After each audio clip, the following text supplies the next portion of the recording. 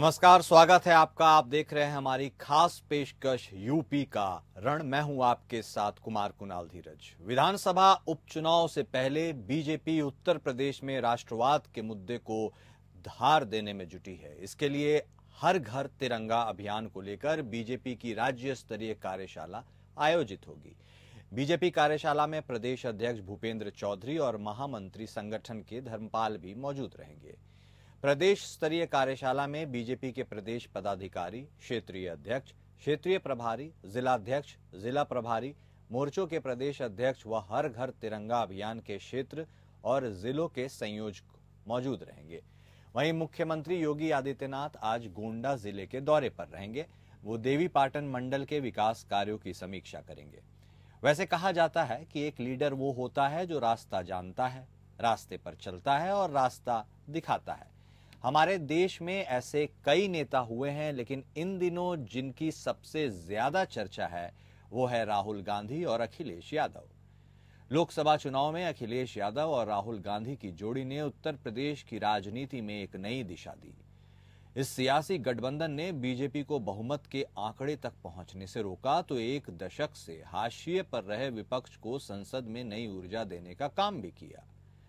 राहुल और अखिलेश की जुगलबंदी संसद में भी देखने को मिल रही है।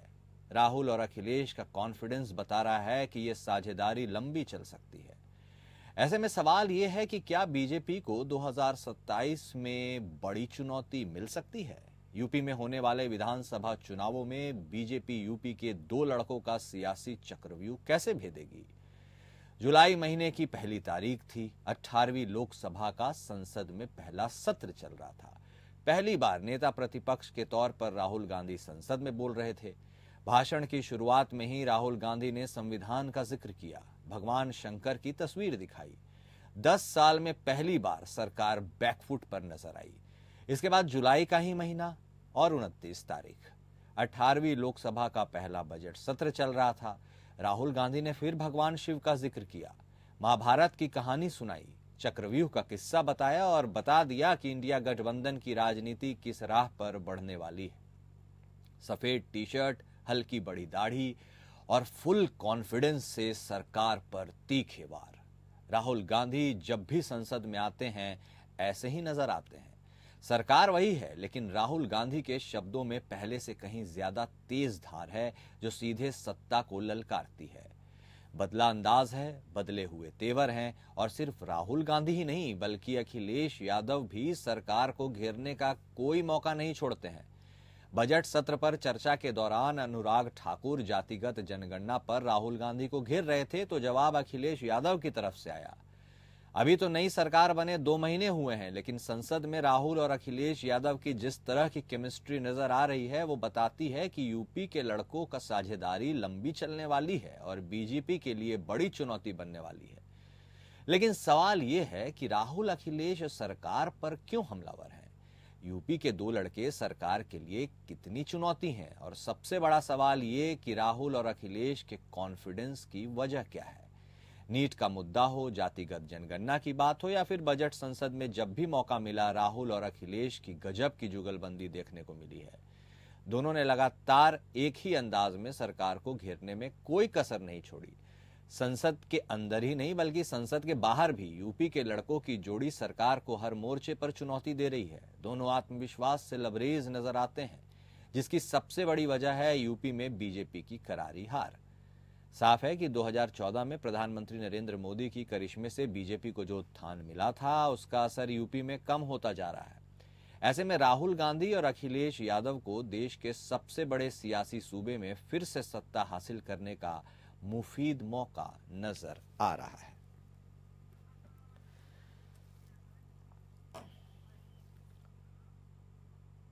और इस मुद्दे पर और ज्यादा बातचीत करेंगे, चर्चा करेंगे, विमर्श करेंगे और इसके लिए हमारे साथ 3 खास मेहमान जुड़ चुके हैं। समाजवादी पार्टी से नेता अशोक कुमार तिवारी जी जुड़े हैं, तो वहीं कांग्रेस से रमाकांत मिश्रा जी जुड़े हैं। बात बीजेपी की करें तो वहां से शशिकांत तिवारी जी भी हमारे साथ जुड़ गए हैं। आप तीनों खास मेहमान का बहुत स्वागत है सर आज के इस विशेष चर्चा में। बात कहां से शुरू करें कहां पर रोके यह समझना थोड़ा सा कठिन हो रहा है, क्योंकि यदि बात करें हर घर तिरंगा अभियान, बीजेपी उसको अपना मजबूती का पक्ष बता रहा है, तो वहीं राहुल और अखिलेश की जोड़ी तो कमाल कर ही रही है। लेकिन सबसे पहले शशिकांत तिवारी जी आपके पास आते हैं, क्या हर घर तिरंगा अभियान को मजबूती देने का इरादा स्वाधीनता दिवस जो आगामी आने वाला है वह है, या एक मैसेज है कि हिंदुओं सचेत हो जाओ, फिर से अब तुम्हारी बारी जल्दी आ रही है, बीजेपी को वोट करो? देखिए, भारतीय जनता पार्टी सदैव ही समय समय पर तिरंगा को अपना अभिमान मान करके और लोगों के बीच तिरंगा को लेकर के जाती रही है। भारतीय जनता पार्टी समय समय पर कई बार पहले भी कार्यक्रम दे चुकी है तिरंगा को घर घर लगाने का, और अपने घरों पे सबको लगाने के लिए प्रेरित करने का कार्य भारतीय जनता पार्टी कार्यकर्ता करते रहे हैं। राष्ट्रभक्ति, देशभक्ति, देश हमारे लिए, भारतीय जनता पार्टी के लिए प्रथम है। हम उसके लिए चाहे सदैव जिस प्रकार से हो सकता है हम देशभक्ति का कार्य करते रहते हैं। हाँ, ये जरूर है कि इन लोगों को देशभक्ति से कोई लेना देना नहीं हो सकता है, जो दूसरी विपक्षी पार्टियां हैं, तो इस पे वो टीका टिप्पणी भी कर सकते हैं। हाँ, एक चीज जरूर अब आ रही है कि अखिलेश यादव और राहुल गांधी की जोड़ी, तो इनकी जोड़ी तो देखिए फेल्योर जोड़ी है, फ्लॉप जोड़ी है। ये 17 में भी फ्लॉप रहे हैं, 19 में भी फ्लॉप रहे हैं, 22 में भी फ्लॉप रहे हैं। इस बार क्या कैसे वोट मिल गया है, तो हम नहीं मानते कि इनके करिश्मा पे, इनके किसी नेतृत्व पे वोट किसी ने दिया है इनको। हाँ, जरूर कहीं न कहीं कोई कमियां रही हैं। अब भारतीय जनता पार्टी ने उस पर बहुत मंथन किया है, भारतीय जनता पार्टी ने समीक्षा किया है कि क्या वजह रही है कि भारतीय जनता पार्टी को वोट नहीं हुआ, हमारी सीटें कम हो गई और इनको सीटें आई हैं। तो उसमें ये तो कतई नहीं है कि इनका नेतृत्व है, कुछ और भी कारण, तमाम कारण आ रहे हैं, तमाम कारण उसके हैं। तो उसको मान लेना कि इनका कोई नेतृत्व है, ये ऐसा कुछ है नहीं। इन दोनों की जोड़ी खेल रही है, 17, 19 और 22 में फैल रही है। उसी सर, आप इतिहास में ही रहते हैं, आप मतलब अभी भी उनको कोई थ्रेट नहीं मान रहे हैं? इतनी सीटें घट गई लोकसभा चुनाव में, उत्तर प्रदेश में खासकर 10 सीटों पर विधानसभा उपचुनाव है, फिर 27 की बात तो बाद में करेंगे, आप मतलब थ्रेट नहीं मान रहे हैं? थ्रेट इसलिए नहीं मान रहे हैं कि हमसे जहां जो कमियां हो रही होंगी तो भारतीय जनता पार्टी उसको सुधार कर रही है, समीक्षा कर रही है, मंथन कर रही है और उन चीजों को लेकर के दोबारा जनता के बीच जाएगी। अच्छा। जनता की सेवा, देश की सेवा हमारे लिए सर्वोपरि है, हमारे कार्यकर्ताओं के लिए सर्वोपरि है, हमारी सरकार के लिए सर्वोपरि है। पुनः हम जनता के बीच में, और जनता मानती है कि अगर देश की सेवा कर सकते हैं, राष्ट्रभक्ति कोई कर सकता है तो यही कर सकते हैं, भारतीय जनता पार्टी के लोग ही कर सकते हैं। इन्हीं की सरकार जो है निष्पक्ष रूप से देश की सेवा कर सकते हैं। इनको न तो जातियों में तोड़ने का कोई बहाना चाहिए। इन लोगों का क्या है, जातियों में तोड़ने का, तोड़ फोड़, तुष्टीकरण, यही इनका जो है जातिवाद, यही इनका। चलिए ठीक है सर, आपने अपना पक्ष रखा, आप दूसरे मेहमान को भी बोलने का मौका देते हैं। रमाकांत मिश्रा जी भी हमारे साथ जुड़े हैं कांग्रेस में। रमाकांत मिश्रा जी, सुन रहे हैं तिवारी जी को, आप कह रहे हैं कि राहुल गांधी तो कोई थ्रेट है ही नहीं, कोई फर्क नहीं पड़ता, उनकी जुगलबंदी कैसी हो। ना कुणाल जी, मैं सुन रहा था, थोड़ी आवाज हमारी और ऊंची कर दी तो सुनाई पड़ता, लेकिन हाँ सुन रहा था काफी सुना। और मैं पहले बात साधुवाद देना चाहूंगा तिवारी जी को, तिरंगा तो इनको याद आया कम से कम। आज 70 साल हो गए देश को आजाद हुए, उससे पहले जब से आरएसएस शुरू हुई और भारतीय जनता पार्टी बाद में बनी, तब से तिरंगा के साथ इनका बड़ा विद्वेष रहा। तिरंगा से पहली बार इनको प्रेम जागृत हुआ है। ये कांग्रेस से इन्होंने कुछ प्रेरणा ली है, मैं इनको इसके लिए साधुवाद देता हूँ। चलिए ठीक है, अशोक कुमार तिवारी साहब, आप भी अपना ओपनिंग स्टेटमेंट दे दीजिए, उसके बाद तो तफसील से हम बातचीत करेंगे ही। आपके अखिलेश यादव साहब को भी थ्रेट नहीं मान रहे हैं, जुगलबंदी तो खूब खेल रही है, लेकिन मानने को तैयार नहीं है तिवारी जी। नहीं, उसको मानना भी नहीं चाहिए, क्योंकि ये उस टाइप के लोग हैं कि इसको जितनी भी बात में कहें और दूसरी बात सच अपनी बात बोलूं मैं। हाँ मिश्रा जी आएंगे आपके पास, आपकी बात सुन ली हमने। तिवारी जी को, अशोक जी को भी बोलने का मौका दे दीजिए, बोलिए सर। जी सर, ऐसा है 2024 का जो चुनाव हुआ ये बहुत बड़ा चुनाव हो गया भारतीय जनता पार्टी के लिए। कारण ये कि सर्वजन समाज ने हमको वोट दिया, पीडीए ने हमें वोट दिया, दलित ने वोट दिया, अल्पसंख्यक ने वोट दिया, पिछड़ों ने बढ़ करके वोट दिया हमको, और साथ ही साथ सर्वजन समाज ने हमको वोट दिया। सबसे बड़ी बात है, क्योंकि जहां जहां हम जीते वहां तो हम जीते ही। 47 सीटें जीते हैं, 43 सीटें जीते, 37 सीटें अकेले समाजवादी पार्टी ने जीती, और जहां जहां हम नहीं जीत पाए किन्हीं कारणों से, वहां भी हमें बढ़ करके वोट मिला है। आज इनके पेट का दर्द ये है, मोदी जी का अंतर कम हो गया जीतने का, राजनाथ सिंह का अंतर बहुत कम हो गया जीतने का। सवाल इस बात का, ऐसे ही तमाम सीटों पर हम कम कम अंतर से आ रहे हैं। ये बहुत बड़ा उदाहरण है उत्तर प्रदेश, और उत्तर प्रदेश ऐसा प्रदेश है जहां से ही प्रधानमंत्री की कुर्सी का रास्ता जाता है। उत्तर प्रदेश एक बहुत बुद्धिजीवी प्रदेश है, बहुत समझदार प्रदेश है।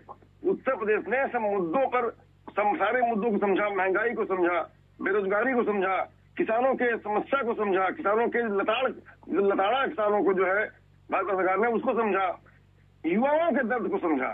युवा सब बेहद दर्द में है इस समय, पूरे देश का युवा, उत्तर प्रदेश का युवा। जिससे नीट की परीक्षा लीक हुई है, परीक्षाएं लगातार लीक हुई हैं, नौकरियां नहीं निकाली जा रही हैं, रोजगार नहीं दिए जा रहे हैं, जिस तरह से युवाओं का शोषण हो रहा है वो पूरे देश छिपा नहीं है। इन मुद्दों पर उत्तर प्रदेश ने भाजपा को 240 मिलाकर रोक दिया। ये उदाहरण प्रस्तुत किया है, देश में प्रस्तुत किया है और विश्व में प्रस्तुत किया है। पूरे वर्ल्ड में नाम गया है कि उत्तर प्रदेश ने मोदी सरकार को रोक दिया है और एनडीए सरकार आज बनी है। ये बहुत बड़ा पेट में दर्द है। शशिकांत तिवारी जी, आपके पास आते हैं क्योंकि एक सवाल मन में आ रहा है। आपने तो साफ तौर पर कह दिया कि बीजेपी के लिए राहुल गांधी, अखिलेश यादव कोई थ्रेट नहीं है, लेकिन सर जुलाई में संसद के अंदर की वो तस्वीरें कौन भूल सकता है जब आप ही के गृह मंत्री अमित शाह जी ने कहा था स्पीकर को संबोधित करते हुए, हमें संरक्षित कीजिए, हमें संरक्षित कीजिए। सर गृह मंत्री संरक्षण मान रहे हैं तो डर नहीं लग रहा? हाँ ठीक बात है। ये जो अराजक तत्व लोग हैं, तो अगर पूछा जाए पूरे देश में अराजक पार्टियां कौन हैं, तो उसमें सबसे पहले इन पार्टियों का नाम आएगा। अराजक पार्टियां होने के कारण गृह मंत्री जी ने इस तरह से कहा कि ये लोग अराजकता फैलाते हैं, चाहे संसद के अंदर हो संसद के बाहर हो। और ये अराजकता फैलाने के लिए जांच सोरोस के दफ्तर से वहां से रिसर्च करके दिया जा रहा है कि किस चीज पे बोलना है, किस चीज पे नहीं बोलना है। तो जांच सोरोस से संरक्षण प्राप्त है इन लोगों को, जिन लोगों को भी अभी तो जनता अब जानेगी ना कि किन लोगों को जांच सोरोस के दफ्तर से मदद मिल रही है। अब जनता उस तरीके से 2027 में निपटेगी। यही कारण है कि ये लोग फ्लॉप कार्ड हैं। इन फ्लॉप कार्ड को देश के बाहर से मिल रहा समर्थन की जाति पर बोलो, जाति जनगणना बोलो, संविधान पे बोलो, संविधान को खतरा है बोलो, तो वही चीजें ये लोग बोल रहे हैं। अच्छा। इनका पीडीए कार्ड तो समाजवादी पार्टी का खत्म हो गया, अभी आ गए सवर्ण पे। अभी माता प्रसाद पांडे जी को इन्होंने अपना अध्यक्ष बना लिया, नेता प्रतिपक्ष बना लिया। तो पीडीए तो इनका छलावा था, जनता अब जान गई कि पीडीए छलावा था। शिवपाल चाचा भी देखते रह गए, और पीडीए के नेता जो है दलित नेता सरोज का नाम चल रहा था, वो भी देखते रह गए। तो पीडीए तो छलावा है, और धीरे धीरे जनता जान जाएगी 27 तक कि पीडीए कितना छलावा है। मतलब सर ब्राह्मणों पे सिर्फ बीजेपी का ही, ब्राह्मणों पे सिर्फ बीजेपी का ही कॉपीराइट है क्या? यदि वह समावेशी सोच रखे हैं कि चलिए पीडीए के साथ साथ ब्राह्मण भी उनके तरफ है, तो उसमें क्या गलत है?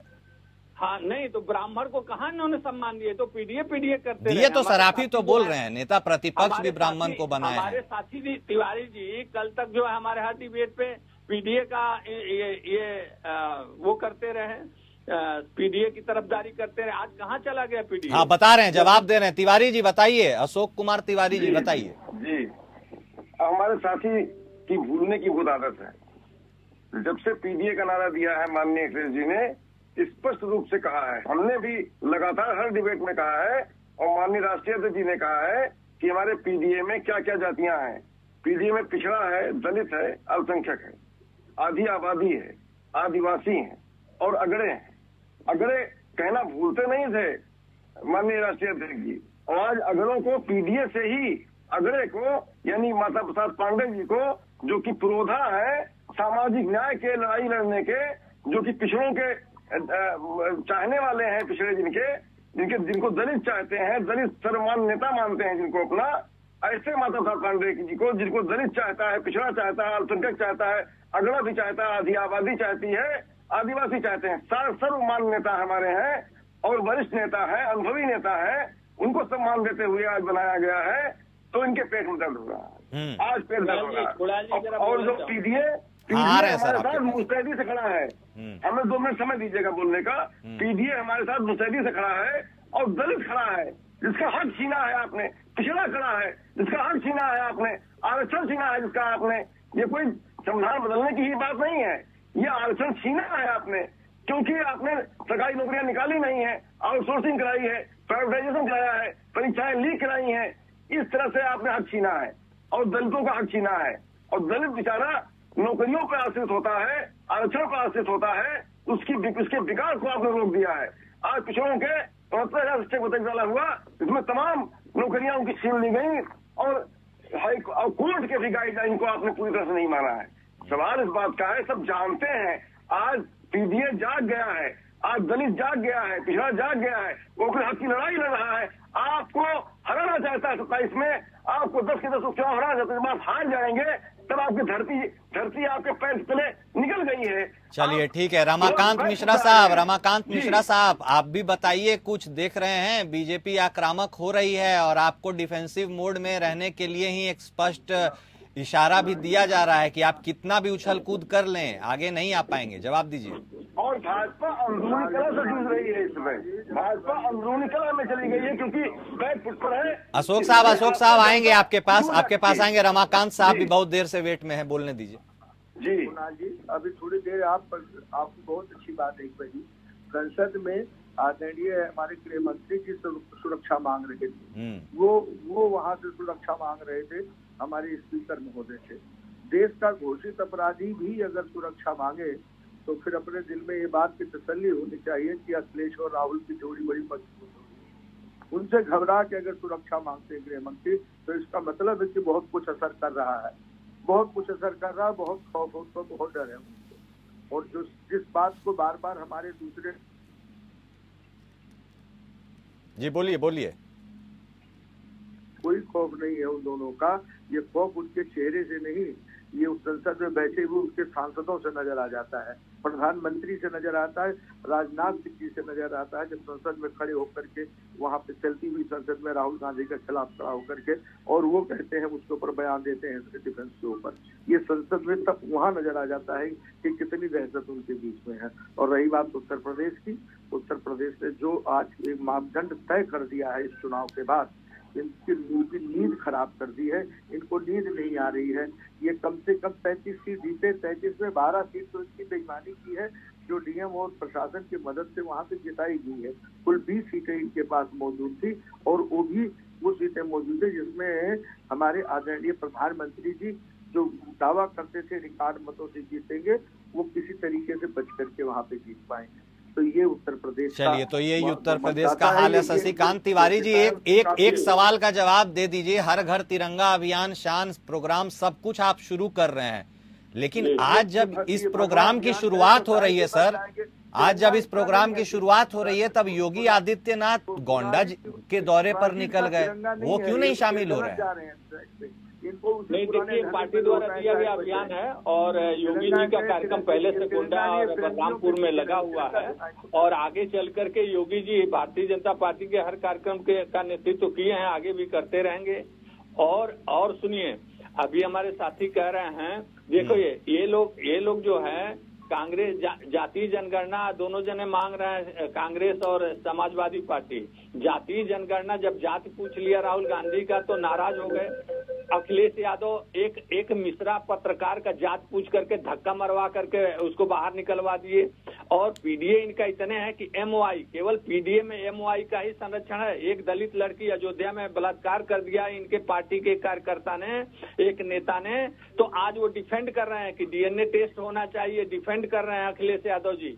इन लोगों को शर्म नहीं आती कि एक दलित बच्ची का किस प्रकार से ये लोग डिफेंड कर रहे हैं। सर जाति तो आप भी पूछ रहे हैं ना, आप भी तो पूछ रहे हैं, अनुराग ठाकुर साहब भी जाति पूछ रहे हैं राहुल गांधी से, केवल इन्हीं को तो आप कौन सा अलग काम कर रहे हैं? कराएंगे ये जाति जनगणना कराएंगे और सबसे पूछेंगे और कोई नहीं पूछ सकता है। भाई आप अपना भी तो जाति बताओ, क्यों नहीं बताएंगे आप? और दूसरे का जात पूछ के धक्का मार के आप बाहर निकालेंगे। दूसरे जात का मिश्रा पत्रकार था तो उसको बोले कि धक्का मार के इसको बाहर निकालो।